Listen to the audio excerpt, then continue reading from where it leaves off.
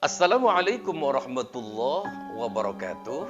Kitab suci Al-Quran yang merupakan kalamullah atau firman Allah adalah mukjizat terbesar yang diberikan oleh Allah kepada baginda Nabi Muhammad SAW melalui perantara malaikat Jibril.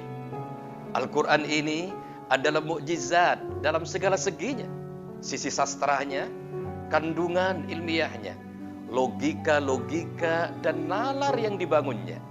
Dari sisi berita gaib yang disampaikannya, sisi syariat, akhlak, dan lain-lain, semuanya sangat luar biasa. Oleh karena itu saudara, tidak heran jika orang seperti Umar bin Khattab yang berwatak keras seketika luluh hatinya di saat mendengar Al-Quran dibacakan. Demikian juga dengan Maurice Bucaille, ilmuwan Perancis yang melakukan penelitian terhadap mumi Firaun. Dalam penelitiannya, ia menemukan sisa-sisa garam yang melekat pada tubuh sang mumi sebagai bukti kuat bahwa dia telah mati karena tenggelam. Temannya yang muslim mengatakan bahwa tenggelamnya Firaun telah diceritakan dalam Al-Quran. Oleh karena itulah kemudian Maurice Bucaille mantap memeluk agama Islam setelah membaca surat Yunus ayat 92. Fal yauma nunajjika bi badanika litakuna liman khalfaka ayah wa inna katsiran minan nasi an ayatina laghafilun. Maka pada hari ini kami selamatkan badanmu supaya kamu dapat menjadi pelajaran bagi orang-orang yang datang sesudahmu. Dan sesungguhnya kebanyakan dari manusia lengah dari tanda-tanda kekuasaan kami. Tapi saudara, ada begitu banyak orang yang tidak pernah membaca Al-Quran, tidak pernah mendengar Al-Quran, tapi dia mantap masuk Islam. Kenapa? Karena mereka terpesona oleh akhlak umat Islam. Salah satunya adalah yang dialami oleh Sophie Petronin, perempuan Perancis berumur 75 tahun yang berprofesi sebagai pekerja sosial anak di Mali, Afrika. Saat di Mali, ia ditawan oleh kelompok Muslim Mali selama 4 tahun. Berbagai upaya negosiasi dilakukan oleh pemerintah Perancis untuk membebaskannya. Pada akhirnya, Sophie Petronin dibebaskan dengan sejumlah kompensasi. Dengan memakai pesawat, ia diterbangkan ke Perancis, tanah airnya. Dan di bandara, sejumlah orang penting bersiap menyambut kedatangannya, termasuk Presiden Perancis Emmanuel Macron.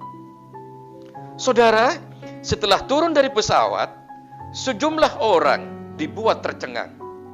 Tubuhnya dibalut mantel putih panjang dan celana hitam. Kepalanya mengenakan kerudung, dan yang lebih mengejutkan lagi, dengan penuh percaya diri, Petronin menyatakan bahwa saat ini dia telah menjadi muslimah dan mengganti namanya menjadi Maryam Sophie Petronin. Sengaja ia tidak mendeklarasikan kemuslimannya saat di Mali, agar orang tidak menyangka bahwa keislamannya dilakukan secara terpaksa di bawah todongan senjata. Saudara, selama 4 tahun Sophie Petronin berada di bawah penyanderaan kelompok muslimin Mali yang pada akhirnya mengubah cara pandangnya terhadap Islam. Sebelumnya ia menganggap Islam sebagai agama yang mengajarkan kekerasan, mengajarkan kebencian, mengajarkan kebrutalan terhadap umatnya.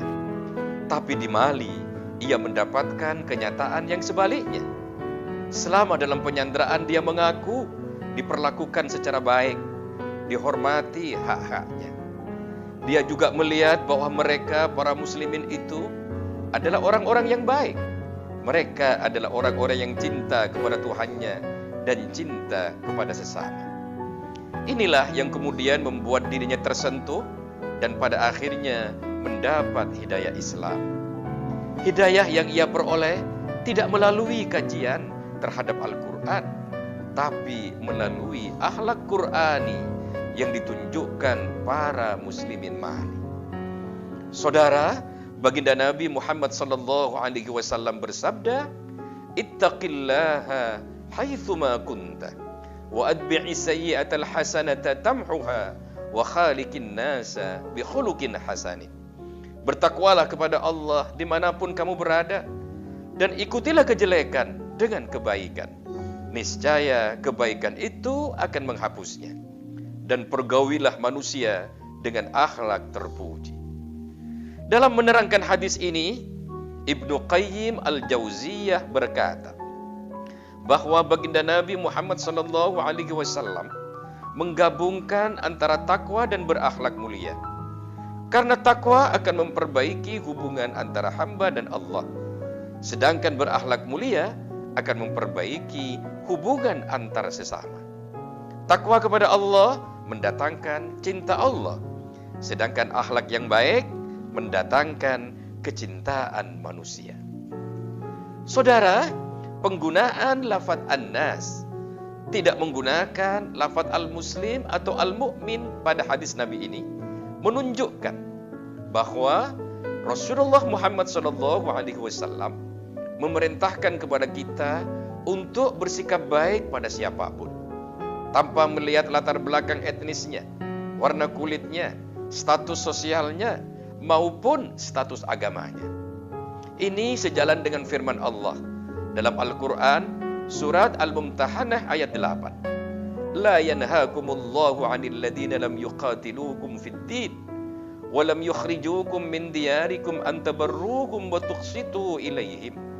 Innallaha yuhibbul muqsitin. Allah tidak melarang kamu untuk berbuat baik dan berlaku adil terhadap orang-orang yang tiada memerangimu karena agama, dan tidak pula mengusir kamu dari negerimu. Sesungguhnya Allah menyukai orang-orang yang berlaku adil. Saudara, betapa agung kandungan ajaran yang ada dalam Al-Quran. Betapa agung akhlak yang diajarkan oleh baginda Nabi Muhammad SAW. Meskipun saat ini seringkali Islam diidentikan dengan kekerasan, diidentikan dengan kekolotan dan kesempitan dalam berpikir, diidentikan dengan kebiadaban, sehingga muncul rasa fobi atau ketakutan terhadap Islam. Mengapa demikian? Itu karena mereka tidak membaca Al-Quran. Mereka juga tidak membaca sirah nabawi, sejarah Nabi. Mereka hanya melihat apa yang disuguhkan media dan apa yang mereka lihat pada diri sebagian kecil umat Islam. Saudara-saudara, mereka yang bukan Muslim itu memandang kita sebagai representasi Al-Quran. Mereka melihat tindak tanduk kita sebagai representasi Islam. Oleh karena itu, saudara, kewajiban kita adalah untuk mempertontonkan ajaran Islam yang sesungguhnya. Ajaran yang menjunjung tinggi akhlak mulia. Ajaran yang memanusiakan manusia. Ajaran yang menjunjung tinggi harkat dan martabat manusia.